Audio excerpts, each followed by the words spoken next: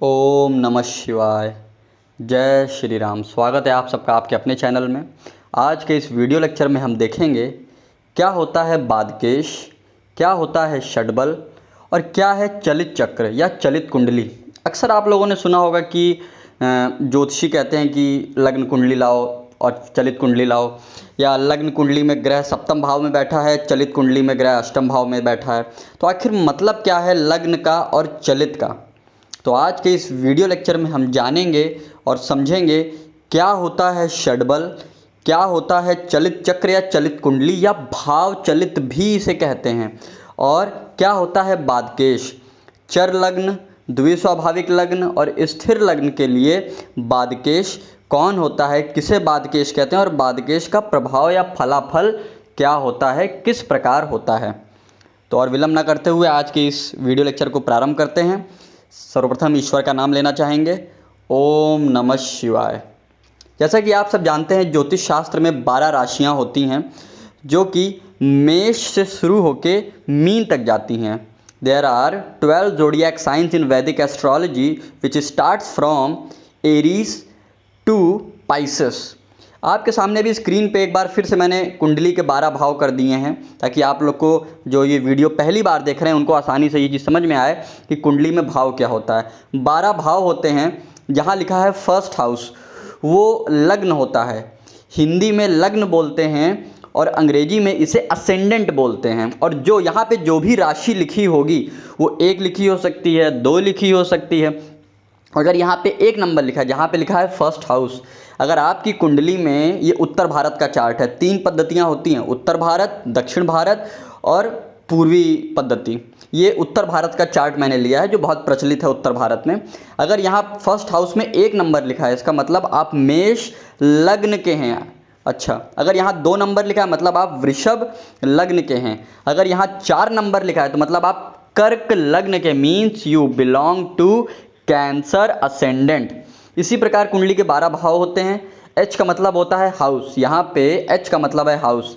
लग्न पहला हाउस होता है, H2, H3, H4 यानी चतुर्थ भाव, H5 यानी पंचम भाव, H6 यानी कि षष्ठम भाव, हाउस नंबर 6 यानी कि छठा भाव, H7 इसको सप्तम भाव भी कहते हैं, विवाह का भाव भी कहते हैं, स्पाउस का भाव भी कहते हैं, पार्टनरशिप का भाव भी कहते हैं, H8 अष्टम, H9 भाग्य भाव, H10 कर्म भाव, H11 आय भाव और H12 यानी कि मोक्ष का भाव, खर्च का भाव, बंधनों का भाव और बंधनों से मुक्ति का भी भाव होता है। और ये लग्न का या ये कह लीजिए कि कुंडली में बहुत महत्वपूर्ण हर एक भाव होता है। आप किसी एक भाव को बहुत ज़्यादा ये नहीं कह सकते कि नहीं ये भाव बहुत इंपॉर्टेंट है या ये भाव इंपॉर्टेंट नहीं है। चलित चक्र, इसको हम भाव चलित भी कहते हैं। मैं एक उदाहरण से समझाता हूँ, बाकी जो परिभाषा वो आपको स्क्रीन पे दिख रही होगी उसको आप देख लीजिएगा, लेकिन उदाहरण से समझिए। लग्न कुंडली में आपको दिख रहा है कि कोई भी प्लैनेट है, चाहे वो राहु हो, केतु हो, सूर्य हो, वो फर्स्ट हाउस में बैठा है। लेकिन चलित कुंडली जब आप खोलते हैं तो वहाँ आपको दिखाई देता है कि वो प्लैनेट 12th हाउस में है या 2nd हाउस में है। तो ये क्या है? इसका मतलब ग्रह ने अपना भाव बदल लिया है। अच्छा, अब आपके मन में ये सवाल आएगा तो क्या दृष्टि हम चलित कुंडली से लेंगे? तो क्या जितने भी योग होते हैं, राजयोग होते हैं, पंच महापुरुष योग होते हैं, दुर्योग होते हैं, अच्छे योग और बुरे योग, दुर्योग मतलब बुरे योग, तो क्या उनको हम चलित से लेंगे? जी नहीं। जितनी भी दृष्टियां होती हैं, युति होते हैं, योग होते हैं, ये सब आप लग्न कुंडली से ही देखेंगे। हाँ, ये हो सकता है अगर आपकी चंद्र कुंडली बहुत प्रभावी है। यहाँ 1 मिनट रोक के मैं आपको बताना चाहूँगा, लग्न के जिस भाव में चंद्रमा बैठता है, चंद्रमा जिस भाव में बैठता है उसी भाव को जब आप लग्न मान लें यानी कि पहला भाव मान लें तो वो कहलाती है चंद्र कुंडली। Means the house in which the moon sits. जिस भाव में मून बैठता है, चंद्रमा बैठता है, उसी को जब आप पहला भाव मान लेते हैं, लग्न मान लेते हैं, तो वही चंद्र कुंडली बन जाती है। तो आते हैं वापस चलित चक्र पे। चलित चक्र हमें ग्रह की एक्चुअल पोजीशन बताता है। जैसे ये आपके सामने स्क्रीन पे अभी उदाहरण से और क्लियर हो जाएगा। ये एक मेष लग्न की कुंडली है। यहाँ आप देखिए सप्तम भाव में देवगुरु बृहस्पति बैठे हैं। यहाँ पे सप्तम भाव में यानी 7th हाउस में देवगुरु बृहस्पति यानी कि जुपिटर बैठे हैं और राहु 8th हाउस में, र राम या की मात्रा, रा मीन्स राहु, और द्वितीय भाव में यानी सेकंड हाउस में शुक्र बैठे हैं केतु के साथ। अब ये लग्न कुंडली, देखिए ऊपर ला लिखा है ना, ला मीन्स लग्न।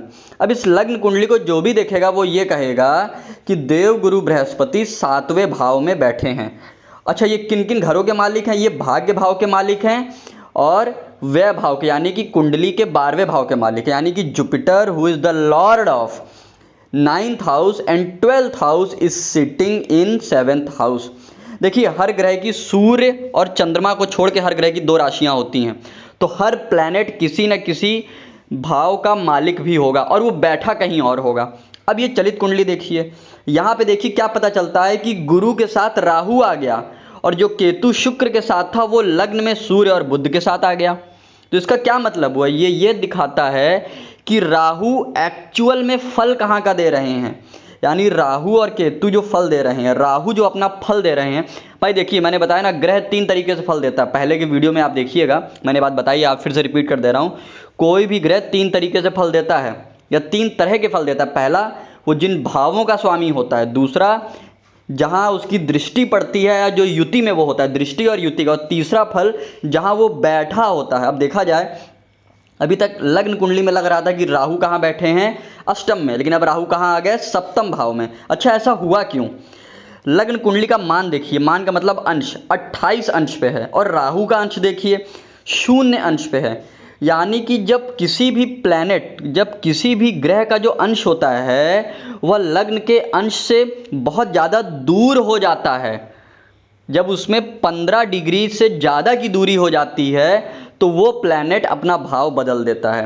Whenever there is a difference of more than 15 degrees in between the degrees of lagna and the degree of a particular planet, तब in that particular case the planet who is very much far away from the degree of lagna changes its respective house which is visible in the lagna chart. जैसे यहाँ पे देखिए राहु और केतु क्रमशः 0 अंश पे हैं, तो राहु केतु ने भाव बदल लिया। बाकियों ने भाव इसलिए नहीं बदला, अगर आप 28 में से 15 घटाएंगे तो बाकी के ग्रहों का जो अंश है वो 15 अंश या 15 अंश के अंदर ही आ रहा है, इसलिए मैंने ये। अच्छा देखिए, अंश को डिग्री भी कहते हैं और कला भी कहते हैं। यहाँ पे राहु और केतु के अंश हैं 0 डिग्री 57 मिनट, यानी कि 0 डिग्री 57 मिनट सॉरी। अब यहाँ पे देखिए, ये आपके सामने अभी जो खुलकर आ रहा है ये लग्न चार्ट है। हमेशा याद रखिए, लग्न चार्ट की पहचान होती है उसमें ल लिखा होगा। देखिए ये लग्न चार्ट है, यहाँ आपको क्या दिख रहा है? गुरु सप्तम में, राहु अष्टम में। लेकिन जब आप चलित कुंडली देख रहे थे, अभी स्क्रीन पे दोबारा चलित कुंडली फिर से आएगी, जरा गौर से देखिएगा, तो राहु सप्तम में बैठे हुए हैं, यानी कि राहु फल कहाँ का दे रहे हैं? 7th हाउस का। केतु कहाँ का फल दे रहे हैं? पहले भाव का। ये तो बात राहु केतु की थी। इसी तरह ऐसा भी हो सकता था कि देव गुरु बृहस्पति लग्न कुंडली में दिख रहे हैं कि 7वें भाव में बैठे हैं, हो सकता है वो अष्टम भाव में आ जाते चलित कुंडली में, या हो सकता है सूर्य दिख रहा है कि लग्न कुंडली के पहले भाव में है, हो सकता है चलित कुंडली में या भाव चलित में। ध्यान रखिएगा, चलित कुंडली को भाव चलित भी कहते हैं, तो वो वहाँ का फल दे रहे हैं। अब आगे समझते हैं कि बादकेश क्या होता है। बादकेश को समझने से पहले 3 बातें, आप चाहे इसको कॉपी पेन लेकर नोट भी कर सकते हैं। एक होती है चर राशि, कुछ होती है स्थिर राशि, कुछ होती है द्विस्वभाव राशि। आप अपनी उंगलियों पे भी गिन सकते हैं, चर, स्थिर, द्विस्वभाव, चर, स्थिर, द्विस्वभाव। अब जैसे मेष, मेष कैसी राशि है? चर राशि है, चर मीन्स मूवेबल। टॉरस यानी कि वृषभ, वृषभ कैसी राशि है? वृषभ कैसी राशि है? स्थिर राशि है। मिथुन, मिथुन कैसी राशि है? द्विस्वाभाविक राशि है। अब बादकेश को समझने के लिए ये समझना बहुत ज़रूरी है कि चर, स्थिर और द्विस्वाभाविक राशियाँ कौन कौन सी हैं। हालांकि ये आपकी स्क्रीन पे आ जाएगा, उसको आप नोट कर लीजिएगा और इसको याद कर लीजिए। चर राशि है मेष, कर्क, तुला, मकर। मेष का नंबर क्या होता है? 1 नंबर। कर्क मीन्स कैंसर, कैंसर का क्या नंबर होता है? 4 नंबर। तुला यानी लीब्रा, इसका क्या नंबर होता है? 7 नंबर। मकर, कैप्रिकॉन, इसका क्या नंबर होता है? 10 नंबर। फिर आती हैं स्थिर राशियाँ यानी कि फिक्स साइन। चर मीन्स मूवेबल, स्थिर मीन्स फिक्स और द्विस्वभाव मीन्स डुअल। तो स्थिर राशि वृषभ यानी कि टॉरस यानी कि 2 नंबर, सिंह यानी कि लियो 5 नंबर, वृश्चिक स्कॉर्पियो 8 नंबर, कुंभ 11 नंबर। द्विस्वभाव यानी डुअल साइन मिथुन 3 नंबर की राशि, कन्या वर्गो 6 नंबर की राशि, धनु सैजिटेरियस 9 नंबर की राशि और मीन जो होती है पाइसेस यानी कि 12वें नंबर की राशि। आप इसे 1, 4, 7, 10 से भी याद कर सकते हैं कि 1, 4, 7 और 10 नंबर की जो राशियां हैं वो चर राशियां हैं। 2, 5, 8, 11 ये कैसी हैं? ये स्थिर राशियां हैं। और द्विस्वभाव 3, 6, 9, 12 ये कैसी राशियां हैं? ये द्विस्वाभाविक राशियां हैं। पहले भी बता चुका हूँ, एक बार फिर से रिपीट कर दे रहा हूँ। पिछले वीडियो अगर आप लोगों ने इस चैनल पे नए हो तो पुराने वीडियो देखिएगा, आपको ये सब और अच्छे से क्लियर हो जाएगा। लेकिन मैं एक बार रिपीट कर दे रहा हूँ। चर मीन जो हमेशा मूव करता रहे, स्थिर मीन फिक्स, और द्विस्वभाव मीन जिसके अंदर दोनों स्वभाव हों। अब बादकेश किसे कहते हैं? ध्यान दीजिएगा, लग्न कुंडली की बात हो रही है यहाँ पे।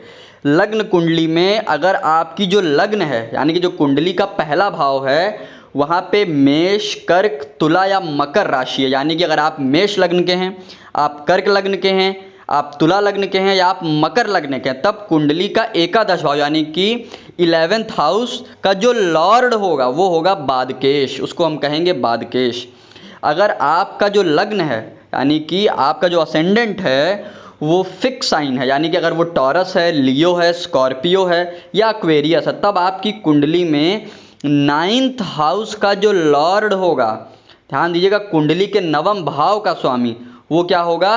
बादकेश। अब अगर आपकी लग्न कुंडली में द्विस्वाभाविक राशि है, अगर आपकी लग्न कुंडली में द्विस्वाभाविक राशि है, तब 7वें भाव का स्वामी जो होगा, तब 7th हाउस का जो लॉर्ड होगा वो बादकेश होगा। ध्यान दीजिएगा, लॉर्ड कैसे पता चलता है?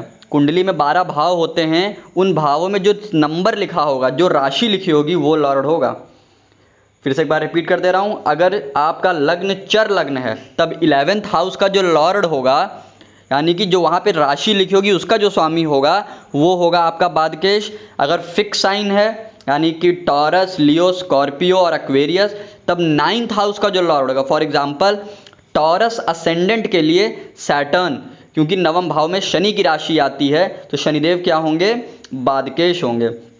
और द्विस्वाभाविक राशि अगर आपकी लग्न में है यानी कि आपकी कुंडली का जो पहला भाव है वहाँ पे अगर द्विस्वाभाविक राशि यानी कि आपकी द्विस्वाभाविक लग्न है, तब आपकी कुंडली में जो 7th हाउस का लॉर्ड होगा वो कहलाएगा बादकेश। हालांकि बहुत से विद्वान ये भी मानते हैं, देखिए ज्योतिष एक बहुत बड़ा समुंदर है ज्ञान का, इसमें निरंतर शोध होते रहते हैं। कुछ विद्वानों का ये मानना है उन भावों में जो ग्रह बैठते हैं वो भी बादकेश का ही काम करते हैं, लेकिन हालांकि ऐसा नहीं है। लेकिन अपना अपना मत है, बहुत सारे मत हैं ज्योतिष में, उसी में से एक मत ये भी है। लेकिन ज़्यादातर ज्योतिषी इसी मत को लेते हैं कि सिर्फ और सिर्फ उस भाव का स्वामी यानी कि 9वें भाव का स्वामी, 7वें भाव का स्वामी और एकादश भाव का स्वामी ही बादकेश होगा, क्रमशः चर, स्थिर और द्विस्वभाव के लिए। अब बात करते हैं षडबल। नाम से ही लग रहा है षडबल, षड मीन्स होता है 6, बल मीन्स शक्ति। षडबल ज्योतिष का वह भाग है जो किसी ग्रह की 6 प्रकार की शक्तियों को व्यक्त करता है, यानी कि एक ग्रह अपनी स्थिति दूसरे ग्रहों की दृष्टि, दिशा, समय, गति आदि के द्वारा जो बल प्राप्त करता है। देखिए जब आप पैदा हुए थे या जब आपका जन्म हुआ था उस समय ग्रह की एक स्थिति रही होगी, उसके कुछ अंश होंगे, वो किसी के साथ युति में होगा, मीन्स कॉम्बिनेशन में होगा, कोई प्लैनेट उसको एस्पेक्ट कर रहा होगा, देख रहा होगा। ऐसा भी हो सकता है किसी के साथ वो पेयर में बैठा हो, ऐसा हो सकता है कि वो कुंडली के खराब भाव में बैठा हो, या आम भाषा में कहें या ज्योतिष की भाषा में कहें त्रिक भाव में बैठा हो, यानी कि 6, 8, 12 में बैठा हो, या हो सकता है बहुत अच्छे भाव में बैठा हो, 9वें भाव में बैठा हो, पंचम में बैठा हो, लग्न में बैठा हो, दशम में बैठा हो, तो उसको बल मिलता है। 6 प्रकार के बल होते हैं। पहला स्थान बल।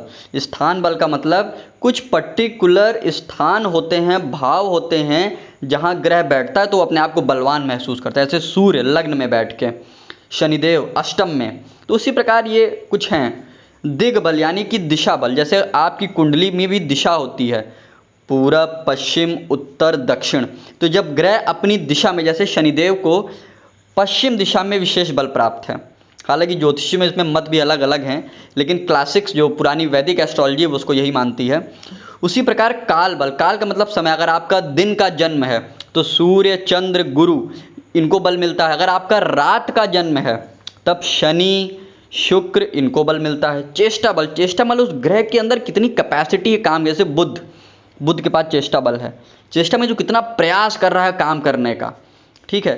नैसर्गिक बल मीन्स प्लैनेट का जो नेचुरल जो इम्पैक्ट है, जैसे सूर्य को नैसर्गिक बलि ग्रह कहा गया है। दृष्टि बल, कितने शुभ ग्रहों की दृष्टि, फॉर एग्जाम्पल किसी की कुंडली में शनि अष्टम भाव में बैठे हैं, किसी की भी कुंडली हो, कोई लग्न हो, शनि अष्टम में बैठे हैं। अब आप कहेंगे अष्टम में चला गया, ग्रह कमजोर हो गया। या चलिए शनि की जगह हम मंगल को ले लेते हैं कि मंगल अष्टम भाव में चले गए। अब मान लीजिए उनके ऊपर देवगुरु की दृष्टि पड़ रही हो, शुक्र की दृष्टि पड़ रही हो, पक्ष बल के मजबूत चंद्रमा की दृष्टि पड़ रही हो। अब इतने सारे शुभ ग्रह, जब दृष्टि का मतलब होता है देखना, जब देखेंगे मंगल को तो मंगल को दृष्टि बल मिलेगा। उसी प्रकार जब पापक ग्रह देखते हैं तो बल में कमी आ जाती है। तो इसे हम कहते हैं षडबल। ये अंकों में भी होता है, रूपों में भी होता है। अंक मतलब नंबर, और रूप कई कुंडलियों में, कई सॉफ्टवेयर में इसको रूप के माध्यम से भी दिखाया जाता है। आप एस्ट्रोसेज, द कुंडली, द हॉरोस्कोप, किसी भी सॉफ्टवेयर में षडबल देख सकते हैं, षडबल निकाल सकते हैं। षडबल में जो ग्रह सबसे मजबूत होगा, ये समझ लीजिए वो आपको सबसे ज़्यादा फल देने में सक्षम होगा। यहाँ मैं ये नहीं कह रहा हूँ कि वो अच्छा फल देगा, अच्छा फल देगा कि बुरा फल देगा, ये डिपेंड करेगा कुंडली के हिसाब से, प्लैनेट लग्न की मैत्री है कि नहीं इस पे। लेकिन वो फल देने में सक्षम होगा, मीन्स उसकी कैपेसिटी कितनी है, अच्छा या बुरा जो भी फल है, अच्छा फल हो तो भी, बुरा फल है तो भी। षडबल में अगर ग्रह मजबूत है तो अपना फल देगा, ये मतलब होता है षडबल का। और चलित का मतलब कि ग्रह जहाँ बैठा है तो वो किस भाव का फल दे रहा है। बादकेश का काम देखिए, हमेशा ये मत समझिएगा कि बादकेश हमेशा बाधा ही उत्पन्न करेगा, ऐसा नहीं है। हाँ, रुकावटें आती हैं, रुकावटें काम में आती हैं, लेकिन तब जब गोचर, अंतर, प्रत्यंतर में वो ग्रह वहाँ उस भाव में आएगा या उस भाव से संबंध बनाएगा। उम्मीद है कि आपको बादकेश समझ में आ गया होगा, और इसी के साथ ही आपको षडबल भी समझ में आ गया होगा। ग्रहों का 6 प्रकार का बल आप किसी भी सॉफ्टवेयर के माध्यम से इसको निकाल सकते हैं, देख सकते हैं। बस ध्यान रखिएगा, षडबल का मतलब ये नहीं होता कि ग्रह अच्छा ही फल देगा, जी नहीं।